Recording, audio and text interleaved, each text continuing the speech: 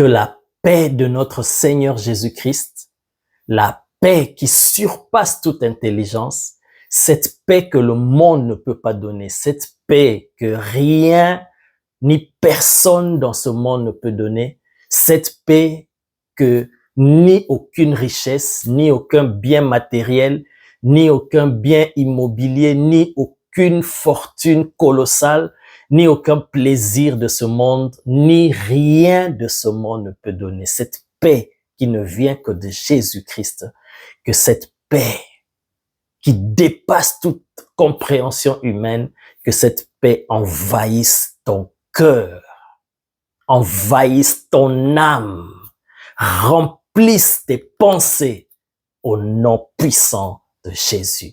Je ne sais pas pourquoi je commence poussé par l'Esprit de Dieu avec cette déclaration, mais peut-être que quelqu'un qui est en train de suivre en ce moment, peut-être que toi tel que tu es là, tu as besoin de cette paix de Jésus. Peut-être qu'il y a une situation qui te trouble, peut-être qu'il y a quelque chose qui dérange ton âme, quelque chose qui t'enlève la joie, le sommeil, la paix, mais tu as besoin alors de la paix de Jésus, alors que cette paix vient dans ton cœur et s'installe, commence à se télécharger comme une application jusqu'à 100% que cette paix-là envahisse ton âme. Alléluia! Et que cette paix non seulement envahisse ton âme, mais traverse tout ton corps, toutes les cellules de ton corps, dans toutes les parties de ton être entier, que cette paix t'envahisse au nom de Jésus, afin que ceux qui ne marchaient pas puissent marcher, afin que s'il y avait un organe dans ton corps qui était malade, qui était affecté, soit restauré au nom de Jésus. La paix de Jésus. Alléluia. C'est par ces paroles de bénédiction, c'est par ces paroles de déclaration de la volonté de Dieu que cela se manifeste dans ta vie, parce que c'est la volonté de Dieu que nous soyons en bonne santé, que nous puissions prospérer. Alors c'est par ces paroles que nous commençons ce message. Sois richement béni de partout où tu nous suis, dans le monde entier, vous qui êtes déjà habitués, ou peut-être que c'est la première fois que l'Esprit de Dieu te conduise sur une de nos vidéos, alors sois richement béni. Je suis le pasteur Pépé en Belgique. Je vous aime. Je vous porte dans mon cœur. Si je suis là, c'est un signe que Dieu vous aime et que Dieu veut faire quelque chose avec vous. Je ne suis pas là pour moi-même, mais je suis là poussé par l'Esprit de Dieu, mandaté par Dieu pour te partager la parole de Dieu, qui va te bénir, qui va te construire, qui va t'édifier. Alors aujourd'hui, qu'est-ce que le Saint-Esprit veut nous enseigner? Ah, j'aime cela et c'est profond. Moi-même, quand je l'ai reçu, ça m'a béni. Alors aujourd'hui, nous allons parler du but ultime de Dieu. Le but ultime de Dieu. Quelqu'un peut se dire, Pasteur Pépé, qu'est-ce que tu veux encore nous dire? Le but ultime de Dieu. Je ne parle pas simplement du but de Dieu, mais le but ultime de Dieu. Alors, ce mot-là, ultime, qu'est-ce que déjà cela sous-entend? Ça veut dire le but final de Dieu. Ce que Dieu vise à la fin de tout par rapport à son plan, c'est quoi? C'est de ça que nous allons parler. Le but final, le but ultime, le but le plus élevé en niveau, quand on parle de valeur, dans ce qui est le plus élevé, au plus haut point, le summum dans le plan de Dieu. Qu'est-ce que Dieu vise finalement? Dans tout ce qu'il a créé. Pourquoi il a procédé à la création? Pourquoi a-t-il créé l'homme? C'est quoi la finalité avec l'homme? Oh my God, c'est quoi le but ultime de Dieu avec l'homme? Surtout, on va parler avec l'homme. Une prochaine fois, quand le Seigneur le permettra, je parlerai du dessein de Dieu. Pourquoi Dieu a créé, a procédé à la création? C'était quoi son intention? Mais aujourd'hui, je veux juste parler du but ultime de Dieu par rapport à sa relation avec l'homme, le but ultime de Dieu. Il y a peut-être que je vais dire des choses qui vont un peu secouer tes croyances ou bien ce que tu as déjà entendu. Peut-être que ça va te secouer. Mais laisse-moi déjà te dire, bien-aimé. Parce qu'il y a des gens, j'ai déjà entendu des gens dire que si Adam n'avait pas péché, Jésus n'aurait pas eu besoin de venir sur la terre. Ah, bien-aimé. Non, ça, ce n'est pas comprendre le plan de Dieu. Ce n'est pas comprendre les desseins de Dieu. Moi, je te dirais, même si Adam n'avait pas péché, le premier homme n'avait pas péché, Jésus allait quand même venir sur la terre. Alors tu vas me demander, mais pourquoi? Parce que nous savons que Jésus est venu sur la terre pour mourir pour l'homme et le racheter du péché, lui accorder le pardon du péché. Donc, si l'homme n'avait pas péché, alors pourquoi Jésus allait venir? Pour quelle raison allait-il venir sur la terre? On peut se poser cette question et c'est logique et c'est normal qu'on se pose cette question. Maintenant, pasteur Pépé, toi tu nous dis, même si l'homme, Adam, n'avait pas péché, Jésus allait quand même venir. Donc l'homme aurait quand même eu besoin, non seulement l'homme, mais toute la création allait avoir besoin de la venue de Jésus. Alors, pour quelle raison? Bien, c'est ça le but ultime de Dieu. Parce que si ce n'était que pour le salut de l'homme, pour que l'homme soit pardonner de ses péchés et être réconcilié avec Dieu, alors qu'est-ce que Dieu aurait fait? Dès que l'homme est sauvé, dès que l'homme donne sa vie à Jésus, directement Dieu le prend et l'amène au ciel. Si ce n'était que ça, si Jésus, la raison pour laquelle il est venu sur la terre, c'était seulement pour le salut de l'homme, pour le sauver du péché, si ce n'était que ça, alors, directement quand l'homme est sauvé, Dieu le prend. Parce que c'est un risque pour Dieu, bien-aimé, c'est un risque, lorsque nous sommes sauvés, de rester encore sous la terre. Parce que tu peux risquer de perdre ce salut-là. Ah oui, par ton comportement, par tes actions, il y a beaucoup qui abandonnent la foi, il y a beaucoup qui renient Dieu, il y a l'apostasie, l'abandon de la foi. Donc c'est un risque pour Dieu que si une âme est sauvée, de le laisser encore sur la terre. Alors, ça veut dire que ce n'est pas la finalité, ce n'est pas le but ultime de Dieu que l'homme soit seulement sauvé. Ah oui. Donc, l'homme, quand il est sauvé, Dieu le laisse encore sur la terre. Ça veut dire qu'il y a une autre raison et c'est ça même la raison principale. C'est ça même le but ultime de Dieu. Ah, j'entends quelqu'un qui est en train de dire, ah, pasteur Pépé, alors, ça veut dire, dis-nous-le rapidement, révèle-nous rapidement. Oh my God, Jesus, thank you. Donc, l'homme, même quand il est sauvé, Dieu le laisse encore sur la terre avec tous les risques possibles que l'homme pourrait même abandonner la foi, tomber dans l'apostasie, rétrograder, au point de risquer même de perdre son salut. Donc Dieu le laisse sur la terre. Alors pourquoi Dieu le laisse sur la terre? Voilà pourquoi nous voulons parler du but ultime de Dieu. Et même, tu vas comprendre pourquoi je dis, et même si l'homme n'avait pas péché, si Adam n'avait pas péché, Jésus serait quand même venu sur la terre parce qu'il y a quelque chose de spécial. My God. Alors, lisons un texte qui va nous servir de base pour entrer en profondeur. Et tu vas mieux comprendre le but ultime de Dieu, ce que Dieu vise à la fin. Oui. Parce que le salut, j'ai déjà prêché un message à l'église, c'est une des vidéos, si vous cherchez, vous allez le trouver.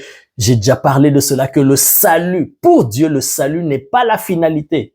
Ça veut dire que tu es sauvé et ça s'arrête là. Non. On est sauvé, ça veut dire, en fait, c'est une image, quelqu'un qui était en train de courir, d'aller quelque part, d'arriver quelque part, d'atteindre un but, et le péché, en fait, a arrêté sa course. Et quand Jésus vient, il nous sauve, ça veut dire qu'il nous relève pour continuer la course et atteindre l'objectif qui était déjà fixé à l'avance. Alors, ce que nous voulons comprendre aujourd'hui, c'est quoi cet objectif-là final? Parce que le salut te permet de te relever, d'être réconcilié avec Dieu, de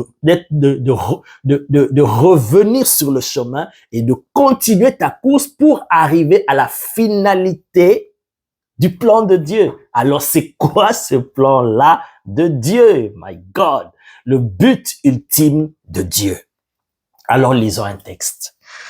Genèse chapitre 12. Écoute attentivement comment l'Esprit de Dieu va nous conduire. Parce que certainement, tel que tu es là, tu es en train de languir en toi, de soupirer, d'entendre directement la réponse. Mais voici comment l'Esprit de Dieu va nous conduire pour que tu arrives à cette réponse-là. Le but ultime de Dieu. Écoute. Genèse chapitre 12, on va lire quelques versets. Lisons à partir du verset 1. Genèse chapitre 12, verset 1, je lis. L'Éternel dit à Abraham, va-t'en de ton pays, de ta patrie et de la maison de ton père, dans le pays que je te montrerai. Verset 2, écoute, ça commence. Je ferai de toi une grande nation. Ok. Et je te bénirai. Ok. Je rendrai ton nom grand. Et tu seras une source de bénédiction. Verset 3. Je bénirai ceux qui te béniront et je maudirai ceux qui te maudiront. Et toutes les familles de la terre seront bénies en toi. On s'arrête là. Oh my God. J'aime la parole de Dieu. J'aime quand l'Esprit de Dieu nous enseigne, nous ouvre les yeux, l'intelligence pour comprendre. Quelqu'un va se dire, mais par rapport à ce texte et par rapport à l'introduction que tu viens de dire, où est le lien? Écoute attentivement, écoute comment l'Esprit de Dieu nous conduit. Je répète à partir du verset 2. Je ferai de toi une grande nation. Remarquez avec moi que Dieu s'adressant à Abraham, il parle au futur. Il ne dit pas je fais de toi maintenant une grande nation. Il dit je ferai de toi une grande nation. C'est au futur. Je ferai de toi dans un avenir, au futur. Ok. Et je te bénirai encore une fois au futur. Il ne dit pas et je te bénis. Il dit et je te bénirai. Il rajoute je rendrai ton nom grand. Ok, il ne dit pas je rends ton nom grand, mais je rendrai ton nom grand. Encore une fois, au futur. Il rajoute et tu seras une source de bénédiction. Il ne dit pas tu es ou je te fais devenir maintenant une source de bénédiction. Il dit et tu seras une source de bénédiction. My God. Verset 3. Je bénirai ceux qui te béniront. Encore une fois au futur. Et je maudirai ceux qui te maudiront et toutes les familles de la terre seront bénies en toi. Jesus. Alors, écoute. Ici, celui qui s'adresse à Abraham, c'est le Dieu Tout-Puissant. Oh my God, j'aime ça.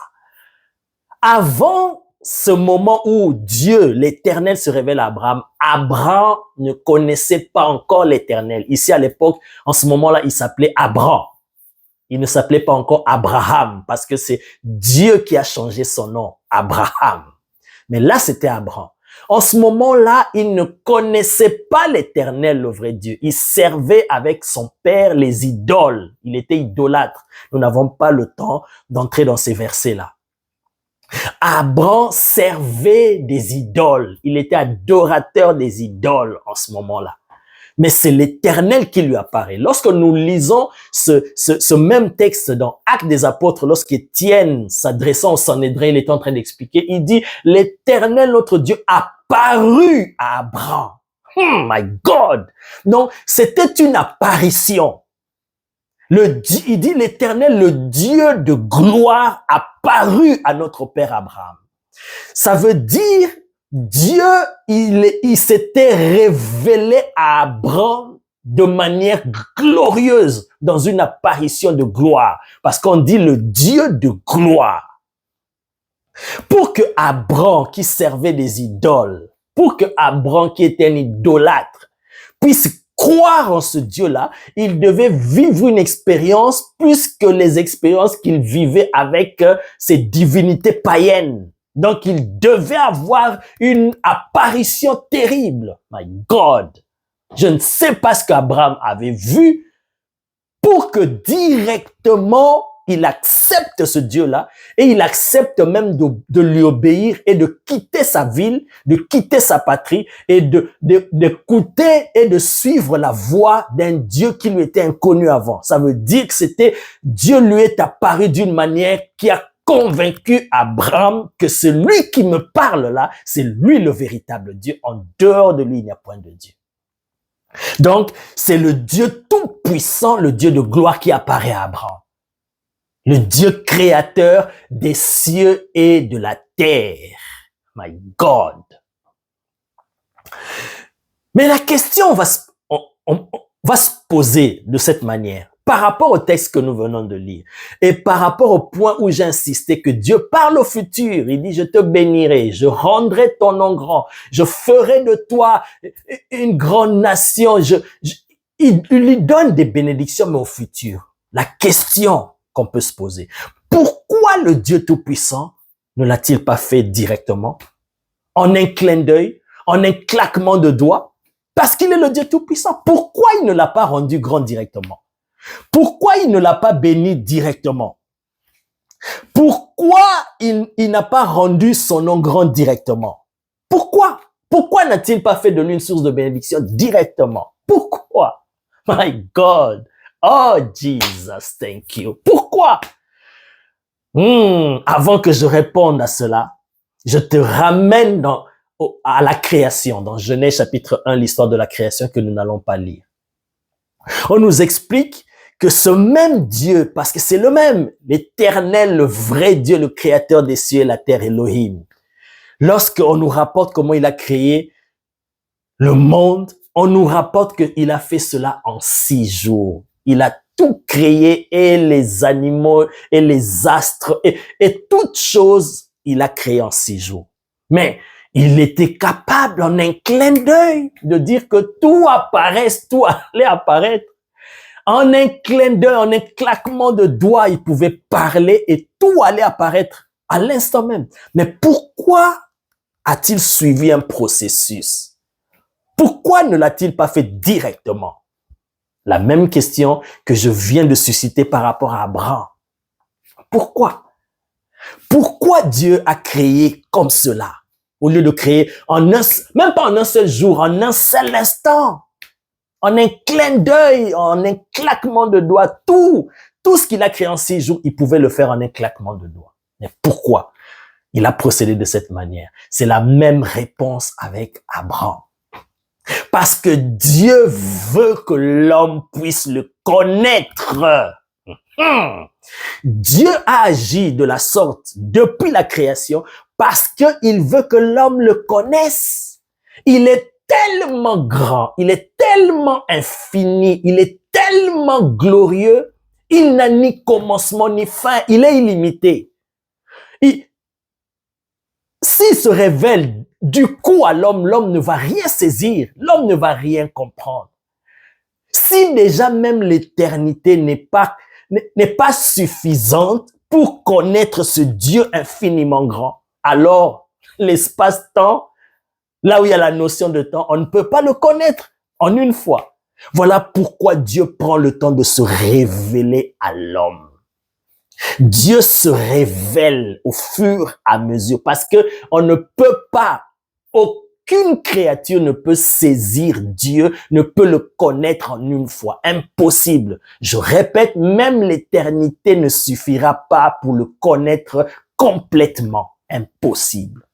Alors, Ce n'est pas parce que nous sommes sous le soleil ici qu'on peut le connaître directement. Dieu a procédé de cette manière-là.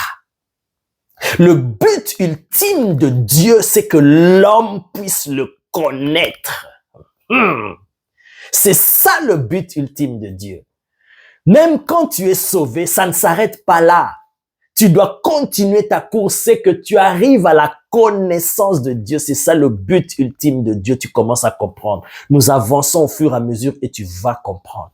Voilà pourquoi j'ouvre déjà une parenthèse pour te dire, bien-aimé, toi qui parfois te poses des questions, ma situation, mais Dieu, tu es capable, Seigneur, en un seul jour de changer ma vie, ici, de me sortir de cette pauvreté, de cette vie de limitation, en un claquement de doigts, tu peux, en un claquement de doigts, tu peux, en un clin d'œil, tu peux changer ma vie, Seigneur. Pourquoi tu prends pourquoi tu prends autant de temps, Seigneur?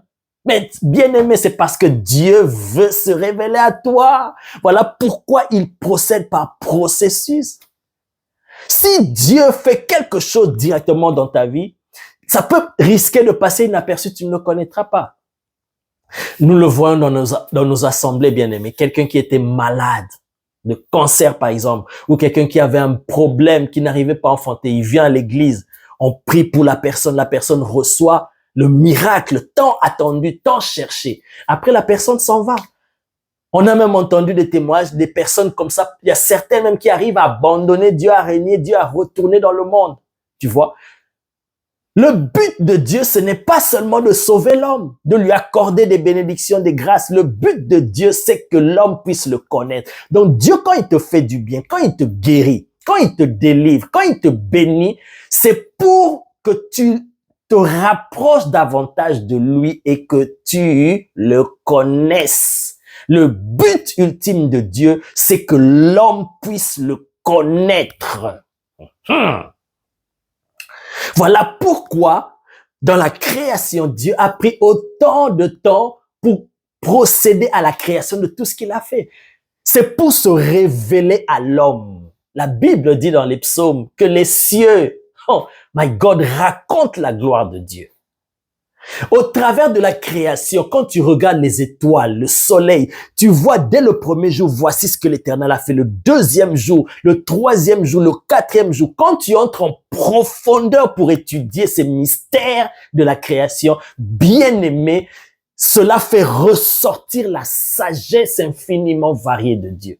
L'intelligence suprême de Dieu, même bien aimé les scientifiques, les physiciens, les mathématiciens, quand ils entrent en profondeur pour étudier les lois de la nature, bien aimé, ils se disent qu'il y a une intelligence qui est extraordinaire, qui dirige le monde. Vous voyez? Donc Dieu a procédé de cette manière pour révéler sa sagesse. Quand tu regardes comment Dieu, avant de créer, my God, oh Jesus, oh Kamanara Boshata, avant de créer l'homme, il a d'abord préparé la terre, il a préparé la planète où l'homme va vivre, il a établi les luminaires, il a préparé la terre. Oh my, bien-aimé, toutes ces choses révèlent la sagesse de Dieu. Au travers de la création, de cette manière, en procédant par les 6 jours, Dieu veut se révéler à l'homme, que l'homme puisse le connaître. Ah, bien-aimé, voilà pourquoi, si tu vois que ta situation dure, tu vois que la situation ne change pas, ce n'est pas que Dieu ne fait pas attention. Dieu est là, il agit, mais il prend son temps parce qu'il veut que tu puisses le connaître au travers de cette situation-là. Crois-moi, il est tellement puissant qu'en un claquement de doigts, il peut te sortir de cette situation-là et changer complètement ta vie.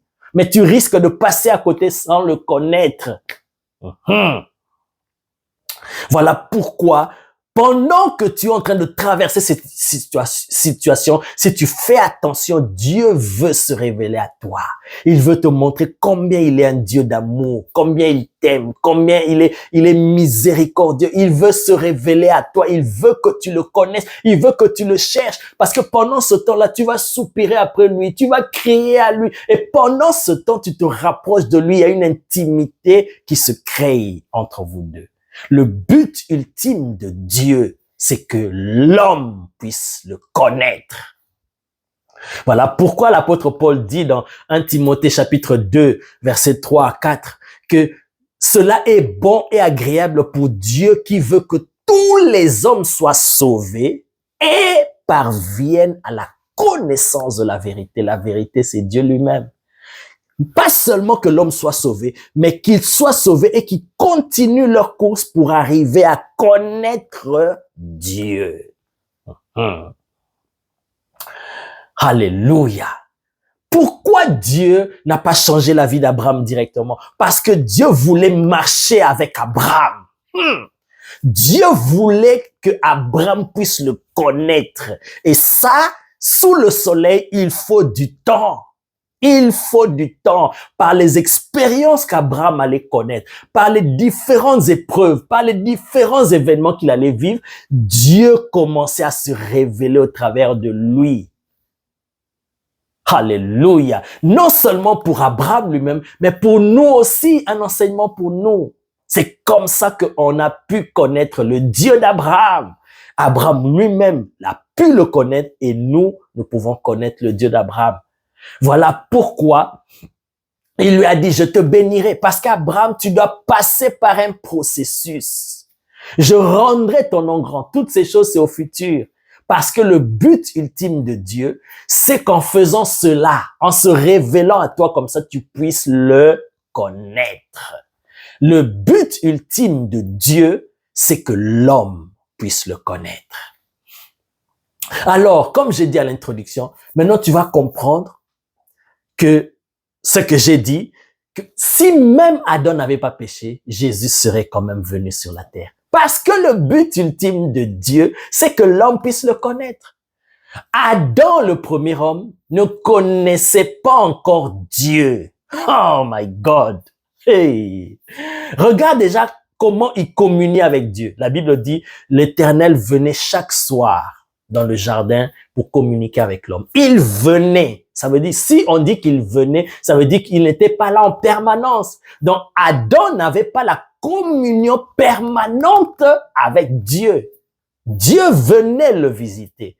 Et la connaissance qu'avait Adam sur Dieu était assez limitée. Celui qui va te donner la vraie connaissance de Dieu, celui qui va t'amener à connaître Dieu seul, c'est Jésus-Christ. Voilà pourquoi je dis et je répète, même si Adam n'avait pas péché, Adam avait quand même besoin de Jésus parce que Jésus est le seul qui puisse faire connaître Dieu. Nous allons lire un puissant passage. Pour moi, c'est parmi l'un des plus puissants passages qui existent dans la Bible. Jean chapitre 1. Lisons cela. Je crois que tu commences à comprendre le but ultime de Dieu. Jean chapitre 1, verset 18. Je pouvais le réciter, mais je veux qu'on puisse le lire. Écoute. Personne n'a jamais vu Dieu. Le Fils unique qui est dans le sein du Père est celui qui l'a fait connaître. My God! Quand on parle de ce Dieu-là, c'est le même Dieu dont l'apôtre Paul parle dans 1 Timothée chapitre 6, qui dit que c'est un Dieu qui possède l'immortalité, que nul homme n'a vu ni ne peut voir. Il habite une lumière inaccessible, bien aimé. Personne n'a jamais vu Dieu, comme nous venons de lire ici, dans Jean chapitre 1, verset 18. Parce qu'il habite une lumière inaccessible. Personne ne peut y arriver. Personne n'a jamais vu Dieu. Le seul qui connaît Dieu, et la seule manière pour connaître Dieu, c'est par celui qui est dans son sein. Oh my God! C'est le seul qui peut révéler ce Dieu-là immortel, ce Dieu-là invisible. Voilà pourquoi même Adam, qu'il ait péché ou pas, il avait besoin de la venue de Jésus sur la terre. C'est le seul qui allait lui faire connaître Dieu et l'introduire dans une communion beaucoup plus profonde que ce qu'il avait avant. Adam avait une communion avec Dieu, mais ce n'était pas une communion profonde et intime que Dieu voulait avec l'homme. Et pour que l'homme, Adam, arrive à cette dimension-là, il fallait le seul intermédiaire qui allait fusionner les deux parties, et Dieu et l'homme. Le seul qui est capable de faire cela pour donner à l'homme la nature divine, c'est Jésus-Christ. Je répète ce puissant verset. Personne n'a jamais vu Dieu. Le Fils unique, seul celui qui est dans son sein, c'est celui qui l'a fait connaître et qui peut le faire connaître. Voilà pourquoi je dis et je répète que Adam aurait quand même eu besoin de la venue du Messie, du Christ, même s'il n'avait pas péché. Ah, tu commences à comprendre. Thank you, Jesus. Merci, Jésus. Ah, Ramanderia Boshata. Écoute ce verset. Ce verset, on va dire le verset le plus populaire de la Bible. Jean chapitre 3, verset 16. Écoute ce qu'il dit. Tu vas le comprendre encore autrement. Par rapport à ce message, le but ultime de Dieu. La Bible dit ceci dans Jean chapitre 3, verset 16, qu'on peut tous réciter, depuis même les enfants de l'école du dimanche. Car Dieu a tant aimé le monde qu'il a donné son Fils unique, afin que quiconque croit en lui ne périsse point, mais qu'il ait la vie éternelle. Donc, déjà par ce passage, je peux te dire ce passage, c'est le passage clé du but ultime de Dieu. Parce que ça résume pourquoi Jésus est venu sur la terre. Mais tu vas le comprendre mieux. Pas selon ce que tu avais compris en se disant que si Jésus était venu sur la terre, la seule raison, c'est parce que l'homme avait péché. Mais je viens déjà de te montrer que même si Adam n'avait pas péché, il aurait quand même eu besoin de Jésus. Et je t'ai expliqué pourquoi il aurait eu besoin de Jésus. Quel est le rôle que le Seigneur allait jouer. Vous allez le comprendre. Bientôt, nous allons terminer ce message. Jean chapitre 3 verset 16, c'est le verset clé du but ultime de Dieu. Car Dieu a tant aimé le monde qu'il a donné son Fils unique afin que quiconque croit en lui ne périsse point, mais qu'il ait la vie éternelle. Donc le but ultime, le but final de Dieu, c'est que l'homme ait la vie éternelle. Mais qu'est-ce que c'est que la vie éternelle? Parce qu'on peut se poser la question, c'est quoi la vie éternelle? Mais celui qui peut nous donner la vraie définition, la vraie signification prophétique, spirituelle, divine, selon même la conception de Dieu de cette notion de vie spirituelle, la seule personne la mieux placée, oh my God, c'est Jésus. Alors, mais comment il définit la vie éternelle? Jean chapitre 17, verset 3. Or, la vie éternelle, c'est qu'ils te connaissent. Oh my God. On va le lire. Tu vois, ce sont des versets que tu lis tous les jours, mais tu es en train de mieux comprendre maintenant. Jean chapitre 17, verset 3. Oh my God. Jésus dit, or la vie éternelle, c'est quoi? Or la vie éternelle, c'est qu'ils te connaissent, toi le seul vrai Dieu et celui que tu as envoyé, Jésus-Christ. C'est ça la vie éternelle. Oh my God. Donc, si je reviens à Jean chapitre 3 verset 16, car Dieu a tant aimé le monde qu'il a donné son Fils unique afin que quiconque croit en lui ne périsse point, mais qu'il ait la vie éternelle. Ça veut dire que quiconque croit en lui ne périsse point, mais qu'il ait la connaissance de Dieu. C'est ça la vie éternelle. Qu'ils arrivent à connaître Dieu. C'est ça le but ultime de Dieu. Et la connaissance, la véritable connaissance de Dieu qui vient par Jésus, c'est ça qui est la vie éternelle, ou c'est ça qui donne la vie éternelle, my God. Il n'y a pas de vie éternelle en dehors de la connaissance de Dieu. Jesus. Or, la vie éternelle, c'est qu'ils te connaissent, toi le seul vrai Dieu et celui que tu as envoyé, Jésus-Christ. En d'autres termes, la vie éternelle, c'est qu'ils te connaissent, toi le seul vrai Dieu, en passant par celui que tu as envoyé, Jésus-Christ, le seul qui peut faire connaître le Dieu véritable. Vous voyez, donc le but ultime de Dieu, c'est que l'homme ne périsse point, mais qu'il ait la vie éternelle, qu'il ait la connaissance de Dieu. C'est ça le but ultime de Dieu. C'est que l'homme puisse connaître Dieu. Ah, c'est que l'homme puisse connaître Dieu. C'est ça même la vie dans l'éternité. La vie éternelle, c'est la vie avec Dieu pour l'éternité sans fin. Et ça, c'est la connaissance de Dieu. C'est entrer en contact avec Dieu. C'est entrer en communion avec Dieu. C'est fusionner avec Dieu. Parce que quand on parle de connaître là, la connaissance, c'est le même terme qui est utilisé quand on dit que Adam connut Ève. Ça veut dire Adam est entré en intimité avec Ève. Ah! Quand on parle de connaissance de Dieu, connaître Dieu, ça veut dire tu entres dans l'intimité avec Dieu, dans une communion avec Dieu. C'est à ça que Dieu a appelé l'homme. Parce que Dieu était seul de toute éternité. Il a été seul et il a toujours été Dieu. Il n'avait pas besoin d'être adoré. Il a toujours été Dieu. Mais s'il a créé tout ce qu'il a créé, et s'il même il a créé l'homme, c'est parce qu'il voulait. Son but ultime, c'était de se faire connaître aux hommes, d'entrer en relation avec l'homme, de vivre la communion avec l'homme, bien-aimé. Oh my God. Oh Jesus, thank you.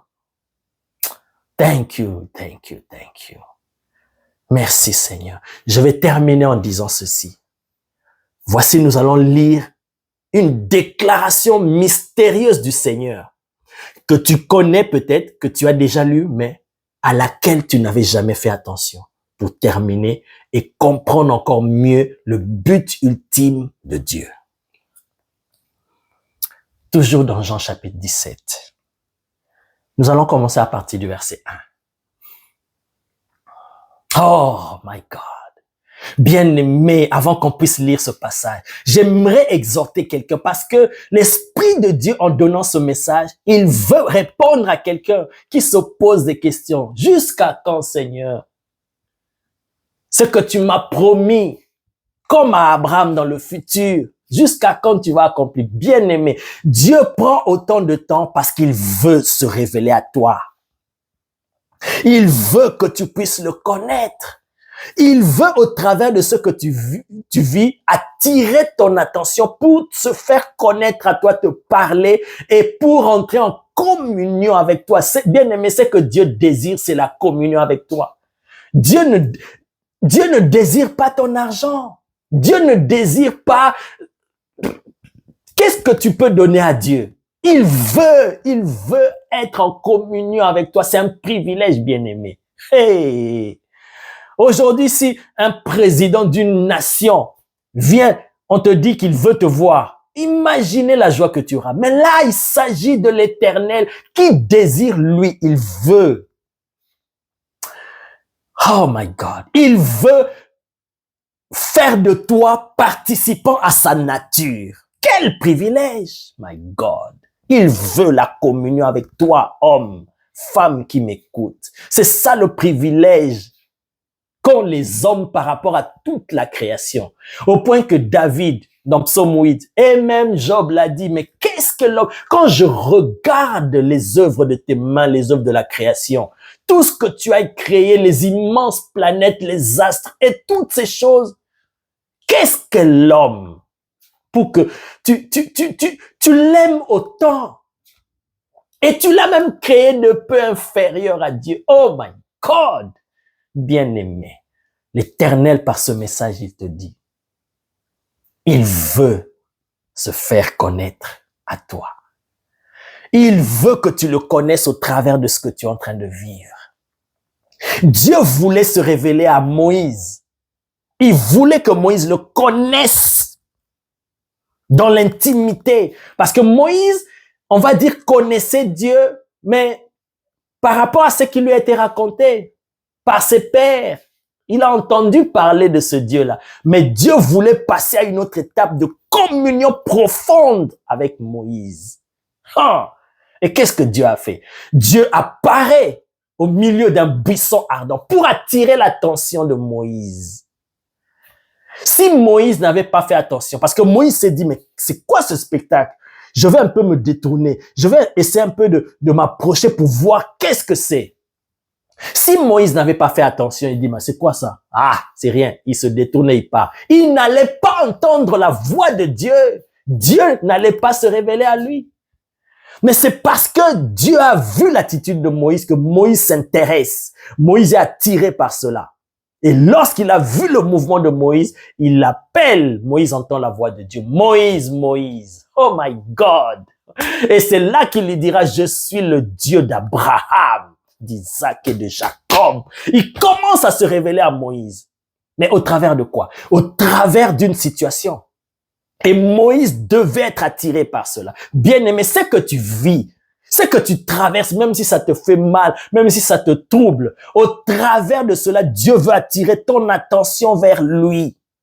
Approche-toi de lui et tu entendras sa voix parce qu'il veut se révéler à toi. Il veut attirer ton attention. Parce que quand tout va bien, bien-aimé dans ta vie, tu vas pas chercher l'Éternel. Soyons honnêtes, on se connaît. On se connaît, non? Si tout va bien dans ta vie, est-ce que tu vas chercher l'Éternel? Non, tu vas commencer à faire des prières religieuses, liturgiques. Seigneur, je te bénis. Seigneur, je te rends gloire. Seigneur, Seigneur, merci. Parce que tu as tout. Tu ne manques de rien, tu ne souffres de rien. Mais c'est lorsque tu passes par des situations compliquées, c'est là que tu vas chercher Dieu. Et plus tu cherches Dieu, plus il se révèle à toi, plus tu le connais. Parce que c'est ça le but ultime de Dieu, que l'homme le connaisse. Il veut que chaque homme individuellement le connaisse. Il est le Dieu d'Abraham, le Dieu d'Isaac, le Dieu de Jacob. Il s'est révélé à Abraham, il s'est révélé à Isaac, il s'est révélé à Jacob. C'est ainsi de suite. Dieu veut que chaque homme le connaisse individuellement. Job connaissait Dieu. Il était intègre, il craignait Dieu, il se détournait du mal, mais il avait une connaissance à un certain niveau. Et Dieu voulait se révéler à Job. Dieu voulait que Job ait une connaissance encore beaucoup plus profonde, bien aimé, au travers des situations compliquées par lesquelles Job est passé. Oh my God! À la fin, il a dit, j'avais entendu parler de toi, mais maintenant c'est mon œil qui t'a vu. Ça, c'est une autre dimension de communion avec Dieu. Et c'est à ça que Dieu veut t'amener. C'est ça le but ultime de Dieu, bien-aimé, que tu le connaisses. Alors, pour terminer, Jean chapitre 17. Voici. C'est la prière sacerdotale qu'on appelle. Et pour moi, c'est la prière la plus puissante rapportée dans la Bible concernant notre Maître. Et comme c'est une prière venant de lui, c'est trop profond, trop prophétique, trop mystérieux même. Et ça demande une étude spéciale rien que sur cette prière pour entrer en profondeur et décortiquer les merveilles de cette prière. Mais je vais prendre quelques versets juste pour que tu comprennes le but ultime de Dieu. Et c'est par là que nous allons terminer. Voici le contexte dans lequel Jésus fait cette prière. Ça veut dire qu'il arrive à la fin de sa mission. Mais quand il fait cette prière, retiens ceci, on ne l'a pas encore arrêté. Il n'est pas encore crucifié, il n'est pas encore mort et ressuscité. Juste après cette prière, c'est alors que commence ce processus de trahison, d'arrestation qui va le conduire jusqu'à la crucifixion, à la mort. Ça veut dire, il est presque à la fin de sa mission. Et cette prière, c'est comme un compte rendu qu'il fait au Père. par rapport à sa mission, par rapport à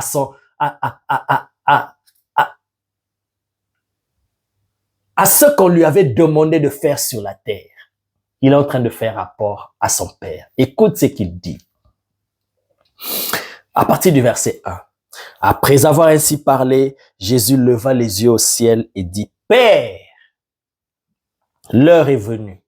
Glorifie ton Fils afin que ton Fils te glorifie. Selon que tu lui as donné pouvoir sur toute chair, afin qu'il accorde la vie éternelle à tous ceux que tu lui as donnés. Le verset que nous avions lu tout à l'heure. Or, la vie éternelle, c'est qu'ils te connaissent, toi le seul vrai Dieu et celui que tu as envoyé, Jésus-Christ. Il continue verset 4. Je t'ai glorifié sur la terre. Il dit ça au passé. Alors que il n'est pas encore mort, je répète, écoute attentivement. Il n'est pas encore mort. Pour toi qui pensais et qui croyais que la seule raison pour laquelle Jésus est venu sur la terre, c'était de mourir à la croix.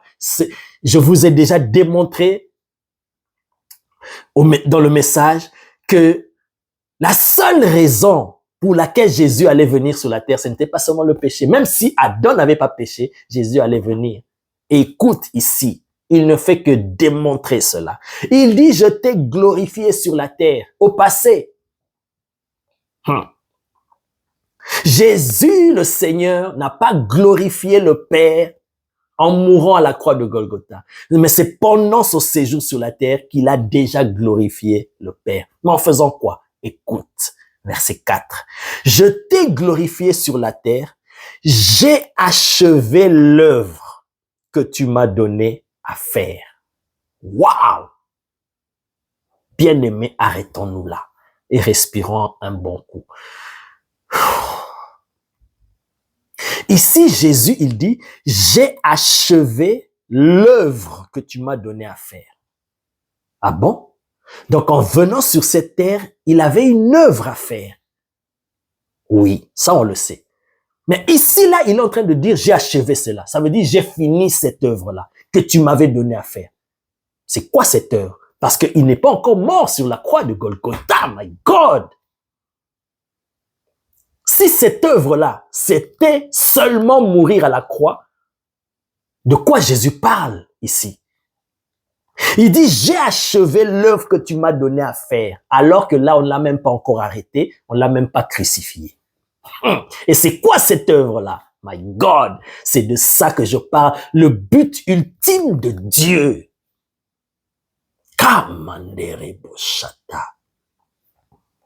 Ah, j'aime la parole de Dieu. C'est du miel. C'est plus que le miel même. C'est doux, c'est trop doux. Je répète, je t'ai glorifié sur la terre. J'ai achevé l'œuvre que tu m'as donné à faire.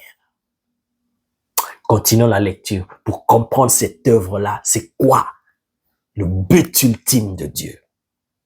Il dit, et maintenant, toi, Père, je vous ai dit, cette prière est trop prophétique. Quand le Seigneur le permettra, nous allons décortiquer cette prière. Et maintenant, toi, Père, glorifie-moi auprès de toi-même de la gloire que j'avais auprès de toi avant que le monde fût. Écoute le verset 6, il explique l'œuvre qu'il a achevée. Et l'œuvre pour laquelle il est venu sur la terre, qu'il a achevée avant même de mourir. Et il fait rapport, il dit, j'ai achevé. Donc, j'ai terminé le travail que tu m'avais donné de faire. C'était quoi ce travail? Écoute. J'ai fait connaître ton nom aux hommes que tu m'as donné du milieu du monde. Ils étaient à toi et tu me les as donnés et ils ont gardé ta parole. Voici l'œuvre dont Jésus parle. Quand il dit, j'ai achevé l'œuvre que tu m'avais donné à faire, le but ultime de Dieu, la raison principale pour laquelle Jésus devait venir et pour laquelle il est venu sur la terre, c'était pour faire connaître Dieu aux hommes. Il dit, j'ai fait connaître ton nom aux hommes. Donc, pendant son ministère, son séjour sur la terre, dans tout ce qu'il a fait comme miracle, dans tout ce qu'il a enseigné, dans son être, ce qu'il a révélé, manifesté, ce qu'il a reflété, dans sa nature, dans son être, il a fait connaître Dieu aux hommes. En le voyant, on a vu Dieu. On a pu comprendre qui est Dieu et comment est Dieu. Et pour ça, il a dit, j'ai déjà fait cela. Et pour moi, l'œuvre est achevée. Parce que c'est ça le but ultime de Dieu, c'est que les hommes le connaissent. Et les hommes ont connu Dieu au travers de Jésus. Voilà pourquoi l'apôtre Jean dira un verset mystérieux. Il dit, ce qui a été dès le commencement, la vie, ce qu'on nous a annoncé, nous l'avons vu, nous l'avons contemplé, nous l'avons entendu, nous l'avons touché de nos propres mains. La vie a été manifestée. Ils ont pu voir Dieu. Oh my God. Oh my God. Oh Jesus. Je peux lire quelques versets encore. C'est trop puissant. Je suis tenté de tout lire, mais ça va nous prendre du temps. J'ai déjà pris assez de temps comme ça. Oh my God. Écoute ce qu'il dit. Il dit, je leur ai donné la gloire que tu m'as donnée. Je leur ai donné la gloire que tu m'as donnée. My God.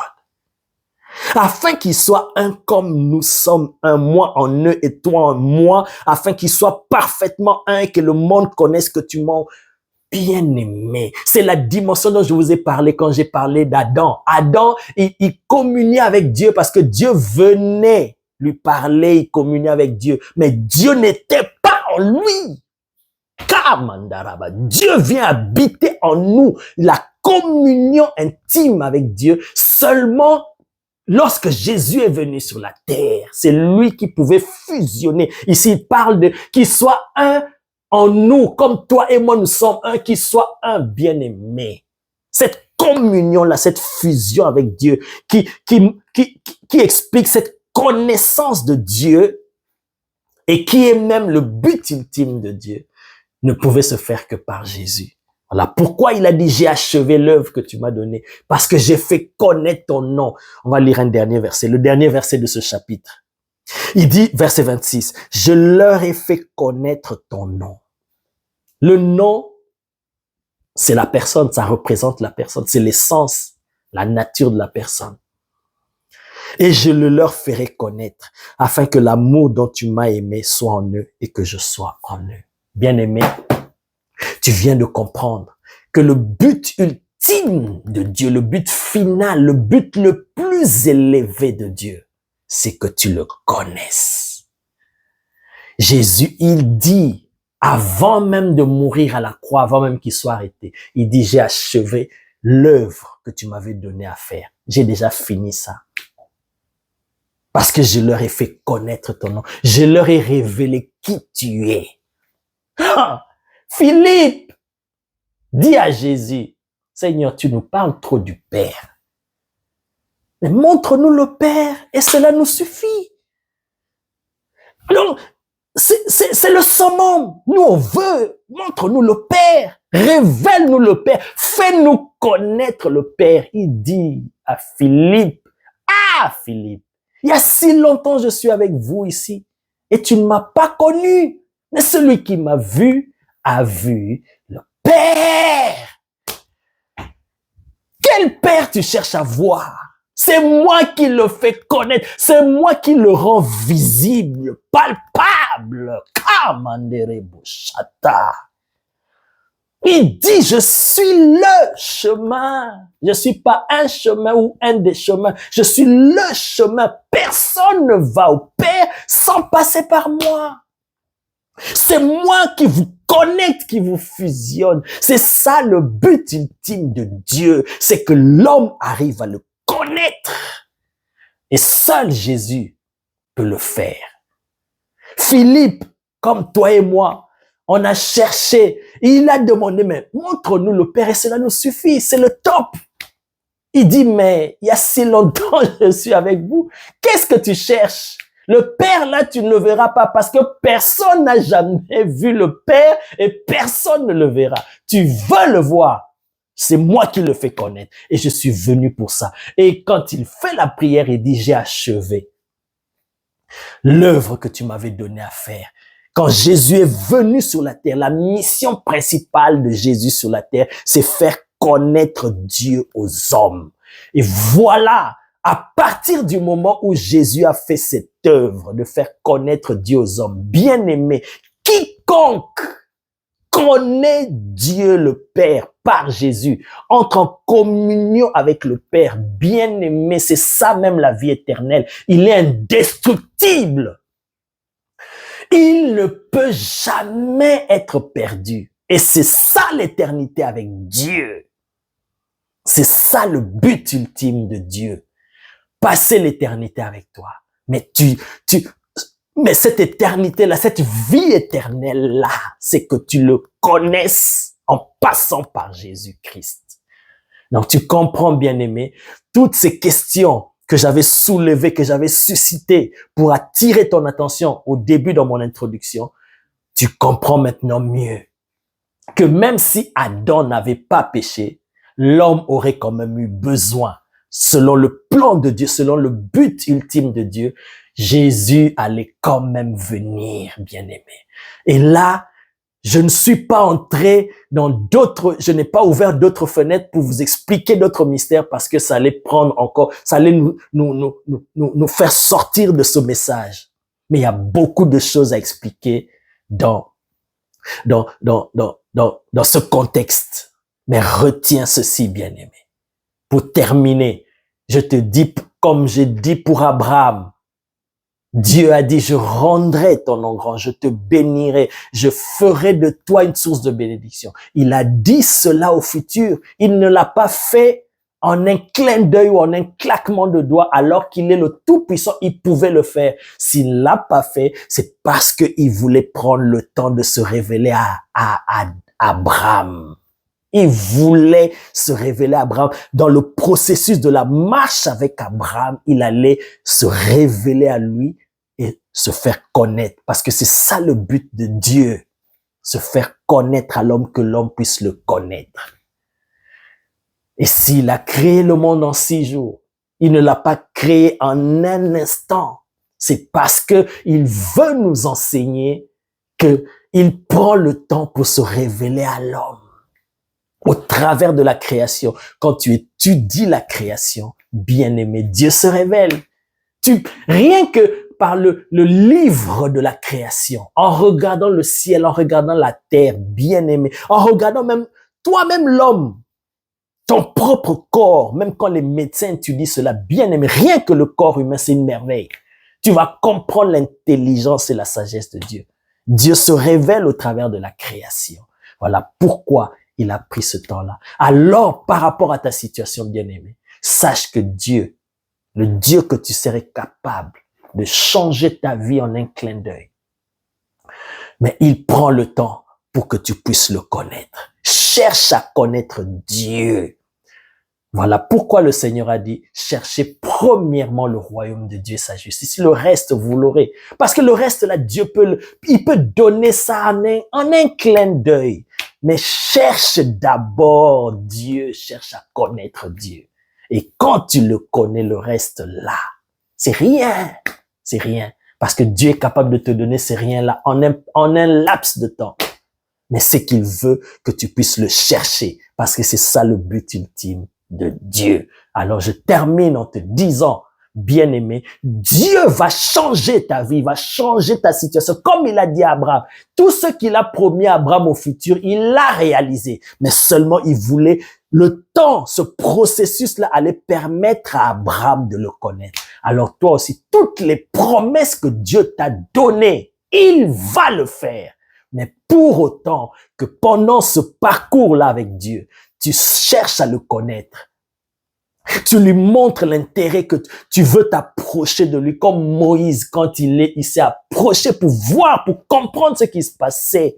bien-aimé, il y a des choses que Dieu fait dans ta vie, tu dois te poser la question, Seigneur, qu'est-ce que tu veux m'enseigner au travers de ce que je vis? Ça, Dieu aime. Et alors là, tu vas entendre la voix de Dieu. Il va se faire connaître à toi. Et quand il se révèle à toi, quand il atteint son objectif bien-aimé, le reste là, il va te le donner.